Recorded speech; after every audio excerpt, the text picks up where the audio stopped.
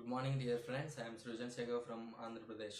So ఈరోజు మనం ఒక విషయం గురించి చర్చిద్దాం. ఇది ఈ మధ్య సోషల్ మీడియాలో బాగా ట్రెండ్ అవుతున్నటువంటి విషయం. అదేమిటంటే జన్మపాపం ఉందా లేదా అని చెప్పేసి ఈ మధ్య ఫేస్బుక్లో అనేక సంఘాలు ఒకరికొకరు కొట్లాడుకుంటూ ఉండడం మనం చూస్తూ ఉన్నాము. సరే, వాళ్ళ వాదనను పక్కన పెట్టినట్లయితే కథోలిక శ్రీసభ ఈ యొక్క జన్మపాపం గురించి ఏం బోధిస్తుంది అనేటువంటి అంశం గురించి ఈరోజు మనం మాట్లాడుకుందాము. ముఖ్యంగా మనం గుర్తించవలసింది ఏమిటి అని అంటే, జన్మపాపం అనేటువంటి పదం బైబిల్లో ఎక్కడా కూడా లేదు. ఒకసారి మనం చూసినట్లయితే ఆదిలో ఎప్పుడైతే ఆదాము హవ్వలు పడిపోయారో అక్కడి నుంచి జన్మపాపం అనేది ఉద్భవించినట్లుగా ప్రతి సంఘం బోధిస్తూ ఉంది. అదేవిధంగా శ్రీసభ కూడా బోధిస్తూ ఉంది. అందులో ఎటువంటి అనుమానం అనేది అక్కర్లేదు. ఇదే విషయాన్ని పౌలు గారు కూడా అక్కడక్కడ పరోక్షంగా చెప్పాడు. అయితే ఆ విషయాన్ని 2వ శతాబ్దం నుంచి వచ్చినటువంటి అనేక మంది కథోలిక పీఠాధిపతులు సమర్థిస్తూ కొన్ని కామెంట్లు చేయడం జరిగింది. ఇందులో ముఖ్యంగా అగస్టిన్ వారు కూడా ముందు వరుసలో నిలుస్తారు. సో ముఖ్యంగా ఒకసారి మనం గమనించినట్లయితే జన్మపాపం అనేటువంటి అంశం గురించి తెలుసుకోవాలంటే ముందుగా మనం ఆదాము యొక్క వృత్తాంతం దగ్గరికి వెళ్ళాలి.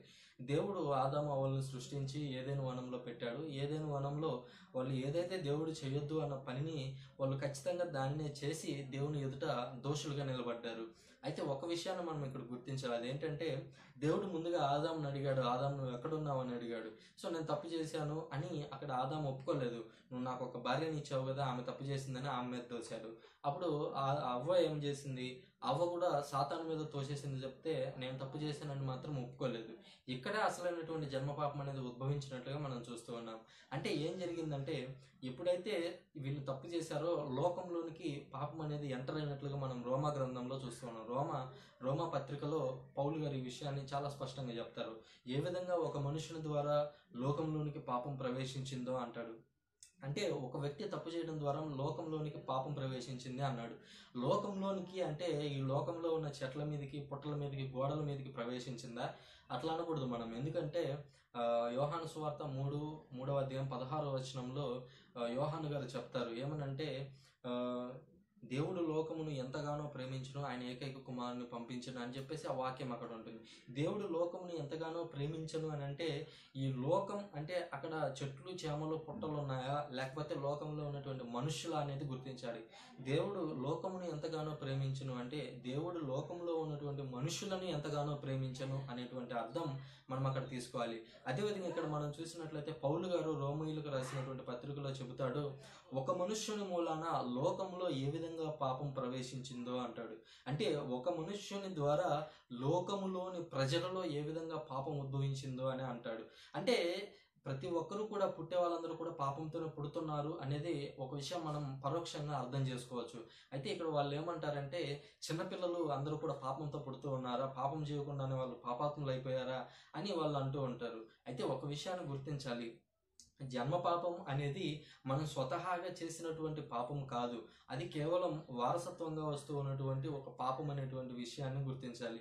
సో ఈ వారసత్వంగా వస్తూ ఉన్నటువంటి పాపం అనేది వాళ్ళని వెంటనే చనిపోతే వాళ్ళు నరకానికి పోతారనేది అక్కడ ఉద్దేశం కాదు. అక్కడ విషయం ఏమిటి అని అంటే సహజంగా మానవునిలో పడిపోయేటువంటి స్థితి ఉంది, దానినే జన్మపాపం అని పిలుస్తూ ఉన్నామని చెప్పి శ్రీసభ చెబుతూ ఉంది. అంటే ఒక విషయాన్ని మనం గుర్తించాలి, మనిషిలో జన్మ పాపం ఉంది అని అంటే అది అతను స్వతహాగా వ్యక్తిగతంగా చేసినటువంటి పాపం కాదు, కానీ మనిషిలో పడిపోయేటువంటి గుణం నాటి ఆదాము ద్వారా నేడు మనలోనికి కూడా ప్రవేశించింది అనేది జన్మపాపం యొక్క ప్రధాన ఉద్దేశం. సో దాన్ని అధిగమించడానికే పసిపిల్లలకు బాప్తిస్మం అనేటువంటి విషయాన్ని శ్రీసభ తీసుకొని వచ్చింది. సో అయితే చాలా మంది ఈ పసిపిల్లలకు బాప్తిస్మం ఇచ్చే విషయంలో కూడా దానికి వ్యతిరేకంగా ఉన్నారు. అయితే జన్మపాపాన్ని హరించడంతో పాటుగా క్రీస్తు బిడ్డలుగా జన్మింపజేయడానికే ఈ యొక్క జ్ఞానస్నానం నియమించబడింది అనేటువంటి విషయాన్ని వారందరూ కూడా గుర్తించాలని కోరుతూ ఉన్నాను. ఒకసారి బైబిల్ గ్రంథం ఓపెన్ చేసి మనం చూసినట్లయితే కొరింథీయులకు రాసినటువంటి 2వ లేఖ 3వ అధ్యాయం కొరింథీయులకు రాసినటువంటి 2వ లేఖ 11వ అధ్యాయం 3వ వచనంలో పునీత పౌలు గారు ఈ విధంగా చెప్తారు, అవ్వ సర్పం యొక్క మాటలు విని ఏ విధంగా మోసపోయిందో, ఈరోజు మీ హృదయాల్లో అదే తలుచుకొని మోసపోతారేమో, లేదా మీరు విశ్వాసం నుంచి తప్పిపోతారేమో అని నేను భయపడుతూ ఉన్నాను అని చెప్పి పౌలు గారు అక్కడ రాయడం చూస్తూ ఉన్నాం. మరి అవ్వని మనకి ఎందుకు రిలేట్ చేశాడు, అవ్వకి ఆ రోజుల్లో ఉన్నటువంటి క్రైస్తవులకు ఏ విధంగా రిలేట్ చేశాడు అనేది మనం చూసినట్లయితే, నాడు అవ్వ తన మనసులో ఉన్నటువంటి ఒక ఆలోచన ద్వారా పడిపోయింది. అదేవిధంగా ఈ రోజుల్లో మీరు కూడా ఆ విధమైనటువంటి పాపంలో పడిపోయేటువంటి అవకాశం ఉంది, ఆ విధంగా విశ్వాసాన్ని కోల్పోయేటువంటి అవకాశం ఉంది అని చెప్పి పౌలు గారు తన యొక్క మాటల్లో వివరిస్తూ ఉన్నట్లుగా చూస్తున్నాం. అంటే నాటి నుండి ఆ పడిపోయేటువంటి విధానము, ఆ పడిపోయేటువంటి సిద్ధాంతము, లేదా ఆ పడిపోయేటువంటి స్వభావము మనలోనికి వచ్చింది అనేది పౌలు గారి యొక్క ఉద్దేశం. ఇంకా మనం రోమా పత్రిక 5వ అధ్యాయం 12వ వచనం నుంచి చూసినట్లయితే దీనికి సంబంధించినటువంటి ఆయన యొక్క మనసులో నుంచి లోతైనటువంటి విషయాలను మనం అక్కడ చూడవచ్చు.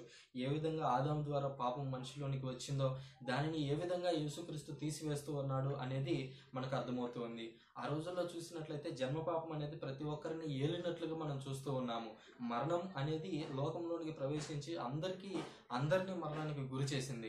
అయితే ఈ రోజుల్లో ఎప్పుడైతే క్రీస్తు వచ్చి మనకు బోధించిన తర్వాత జ్ఞానస్నానం ద్వారా ఆ యొక్క జన్మ పాపం అనేది హరించబడుతూ ఉంది.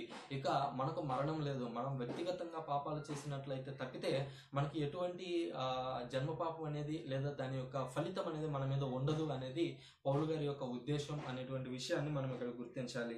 ఈ జన్మ పాపం అనేది మన యొక్క పాప స్వభావాన్ని మాత్రమే తెలియజేస్తుంది తప్పితే జన్మ పాపం అనేది మనల్ని నరకానికి తీసుకెళ్ళడానికి ఉద్దేశించబడింది కాదు అనేది మనం ఇక్కడ తీసుకోవాలి అనేటువంటి విషయాన్ని చెబుతున్నాను. సో అదేవిధంగా దావీదు మహారాజును చూసినట్లయితే ఆయన తాను రాసినటువంటి కీర్తనలో చెబుతాడు, నేను తల్లి గర్భంలో పుట్టినప్పటి నుంచే, అంటే తల్లి గర్భంలో ఎప్పుడైతే పిండంగా రూపొందానో అప్పటి నుంచే పాపాత్ముడని చెప్తాడు. అదేవిధంగా యోబు గారు ఏమని అంటారంటే, నరునిలో నుండి మంచిది బయటికి రావడం అసలు కుదురుతుందా అని చెప్పేసి ఆయన కూడా అంటాడు. సో ఇవన్నీ పరోక్షంగా జన్మపాపం అనేటువంటి అంశాన్ని సమర్థిస్తూ ఉన్నట్లే అనేటువంటి విషయాన్ని మనం ఇక్కడ గుర్తించాలి. అయితే జన్మపాపం అనేది పాపాలని పెంచడానికి ఉద్దేశించింది కాదు, క్రీస్తుని యొక్క కృపావరాలను మరింతగా అధికం చేసేది లేదా కృపావరాలను మనకు చూపించే ఒక గొప్ప కార్యంగా ఈరోజు మనం జన్మ పాపాన్ని చూడవచ్చు. సో అది మనల్ని పాపానికి లీడ్ చేయదు, కాకపోతే పాప స్వభావాన్ని మనలో ఉంచుతుంది కాబట్టి దాన్ని జన్మ పాపం అంటున్నాం అనేటువంటి విషయాన్ని గుర్తించాలి. సో దీని మీద ఇంకా మీకు ఏమైనా సందేహాలు ఉన్నట్లయితే ఖచ్చితంగా కామెంట్లో రాయవచ్చు. దానికి నేను సమాధానం ఇవ్వడానికి ప్రయత్నిస్తాను. Thank you all.